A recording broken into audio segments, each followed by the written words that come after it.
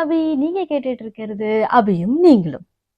என்னடா இவ வந்தா ஒரு 3 எபிசோட் போட்டா அப்புறம் தலைமறைவாயிட்டா, இப்போ ரொம்ப நாள் கழிச்சு வந்திருக்காளே அப்படின்னு யோசிக்கிறீங்களா?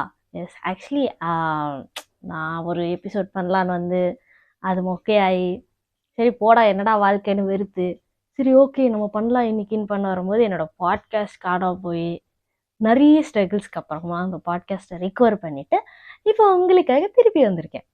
ஸோ இந்த வாட்டி என்ன பேசலாம்னு யோசிக்கும்போது நான் என்னோட இன்னர் மீன்னு சொல்கிறத விட என்னோட சைல்ட்ஹுட் மீ வந்து நான் ரொம்ப மிஸ் பண்ண ஆரம்பித்தேன்.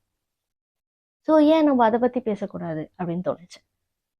ஸோ இன்னைக்கு நம்ம பேச போகிற டாபிக் வந்து not about the silent person but the ones who doesn't want to share or who doesn't know how to react அப்படின்ற டாபிக் பற்றி பேச போகிறோம்.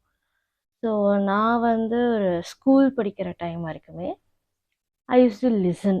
அவங்க என்ன பேசுகிறாங்க, என்ன பண்ணுறாங்க. பிகாஸ் நான் ஷேர் பண்ணுற ஸ்டோரிஸ் ஆர் ஆல்வேஸ் போர்டுன்னு எனக்கு ஒரு மாதிரி ஒரு மார்க் கொடுத்துட்டாங்க.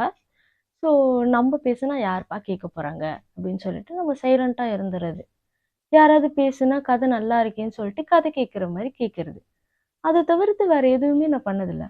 நானாக நிறைய பேசுகிற இடம் எதுனா என்னோடய ஃப்ரெண்ட்ஸ் யார் வந்து நல்லா ரெஸ்பாண்ட் பண்ணுறாங்களோ அவங்கக்கிட்ட. அதுவும் என்னோட சொந்த கதை சுகக்கதையெல்லாம் இல்லை. ஜஸ்ட் நம்ம எப்படி யூஸ்வலாக ஃப்ரெண்ட்ஸ் எல்லாம் கேஷுவலாக பேசுவோம், ஒருத்தருக்கு ஒருத்தர் கலாச்சிட்டு. அப்படி தான் நான் இருந்தேன். ஸோ ஸ்கூல் வரைக்கும் இப்படி இருந்துட்டோமே, நம்ம ரொம்ப இன்ட்ரோவர்டாக இருந்துட்டோமோ அப்படின்னு சொல்லிட்டு சரி ஓகே காலேஜில் கொஞ்சம் எக்ஸ்ட்ரோவர்டாக இருப்போம் அப்படின்னு ஆரம்பித்தேன். ஸோ எல்லாருக்கூடையும் பேசுவேன். எல்லாரோடையும் அவங்களே என்கிட்ட பேசலனாலும் எப்படி இருக்கேன், நல்லா இருக்கேன், யார் பார்த்தாலும் hi hi how are you, நல்லா இருக்கியாமா, என்னம்மா பண்ணுற, எப்படி போச்சு அப்படின்ற ஒரு எந்தூசியாசம், எல்லாரோடையும் பேசணுன்ற ஒரு ஆர்வம் அதோட இருந்தேன். நல்லா பேசிகிட்டு இருந்தேன். ஆனால் என்னன்னா எனக்குன்னு ஷேர் பண்ணிக்க ஸ்டோரி எதுவுமே இருந்ததில்லை. மிஞ்சி மிஞ்சி போனால் எங்கள் அம்மா திட்டுறாங்க, என் தங்கச்சியோட சண்டை, எங்கள் அப்பா இப்படி சொன்னார், அதெல்லாம் யார் கேட்பா, அதெல்லாம் சொல்கிற கதையா, நம்ம வாங்கின அசிங்கத்தை எல்லார்ட்டையும் சொல்லவா முடியும் அப்படின்னு சொல்லிட்டு நான் ஒரு லிமிட்ஸோடு இருக்கலான்னு சொல்லிட்டு நம்ம அவ்வளோவா பேசிக்க மாட்டோம். ஒரு 4 பேர் 5 பேர்கிட்ட மட்டும் இந்த மாதிரி ஆச்சு அந்த மாதிரி ஆச்சு. அதுக்குன்னே ஒரு பொண்ணு இருக்கா, அவள் எப்படின்னா நாங்கள் 2 பேர் மாற்றி மாற்றி அவளை திட்டிப்போம், அசிங்கமாக பேசிப்போம். ஆனால் என்னென்னா நாங்கள் சண்டை போட்டுக்கவே மாட்டோம். லைக் ஏய் நீ இப்படிடி, ஏய் நீ அப்படிடி, ஏய் அப்படின்ற மாதிரி பேசிப்போம். தவிர நாங்கள் 2 பேரும் வந்து அதுக்கு மேலே எதுவுமே ஷேர் பண்ணிக்க மாட்டோம். மிஞ்சி மிஞ்சி போனால் நான் ஒரு மாதிரி சோபர் ஸ்டோரியாக ஆரம்பிச்சிருவேன். இப்படி நடந்துச்சு அப்படி நடந்துச்சு, என் ஃப்ரெண்ட்ஸ் இவங்க அப்படின்னு எல்லா கதையுமே அவளுக்கு தெரியும். அது ஒரு ஃப்ரெண்ட். இன்னொருத்தர் வந்து ஒரு கேங்காக இருந்தோம். ஸோ பேசணும். அதுக்கப்புறம் எல்லா கேங்கிலுமே நான் ஒரு ஆளாக இருந்தேன். ஸோ எனக்கு என்னன்னா எனக்கு ஷேர் பண்ணுறதுக்கு ஸ்டோரி இல்லை.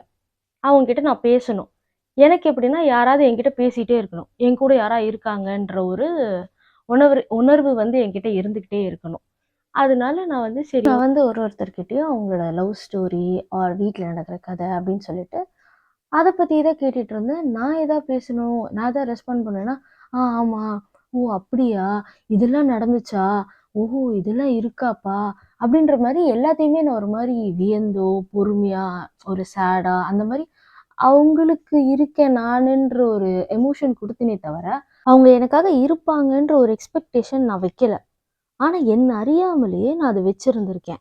ஸோ இப்போல்லாம் நான் எதாவது ஷேர் பண்ணணுன்னு வரும்போது I didn't had people around me. நான் அவங்க கதையை கேட்டேனே தவிர என் கதையை கேட்குறதுக்கு எனக்கு யாருமே இருந்ததில்லை. இப்போ வந்து நான் ரியலைஸ் பண்ணும்போது it was in quarantine. So as usual குவாரண்டைனில் நான் வாக் ஃபார் பிளாஸ்டிக்கில் ஆல்ரெடி க்ளோஸாக இருந்தேன் அந்த 1.5 வருஷம். ஸோ எனக்கு அது தெரியல, அப்படியே ஊட்டிட்டேன்.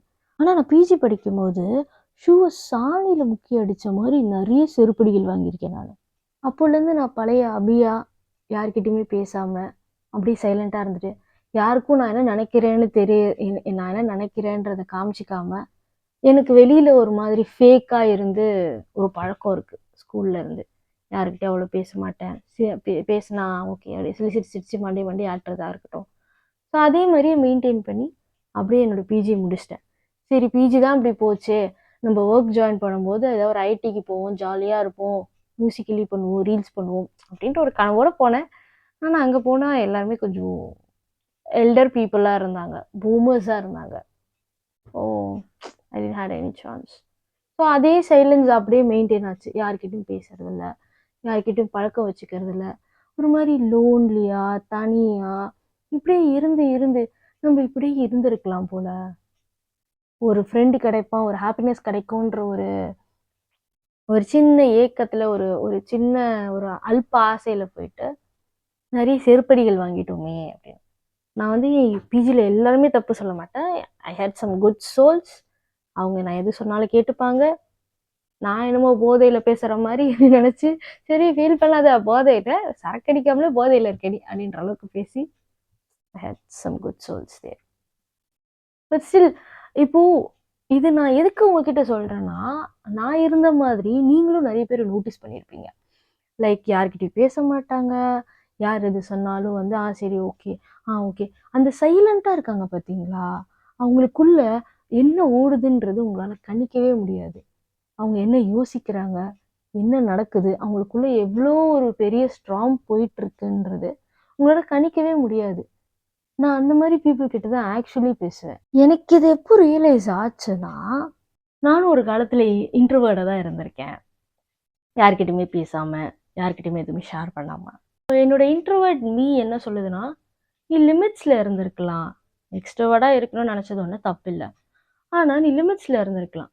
ஸோ ரொம்ப யோசிக்க யோசிக்க நான் பார்த்த நிறைய மக்கள், கடந்து வந்த மக்களை பற்றி யோசிக்கும்போது, எல்லாருமே என் கூட இருக்கணும், என் கூட டைம் ஸ்பெண்ட் பண்ணணும், என்னோட எல்லா ஃப்ரெண்ட்ஸுமே ஒன்றா இருக்கணும் அப்படின்னு நான் எதிர்பார்த்தது தப்பு.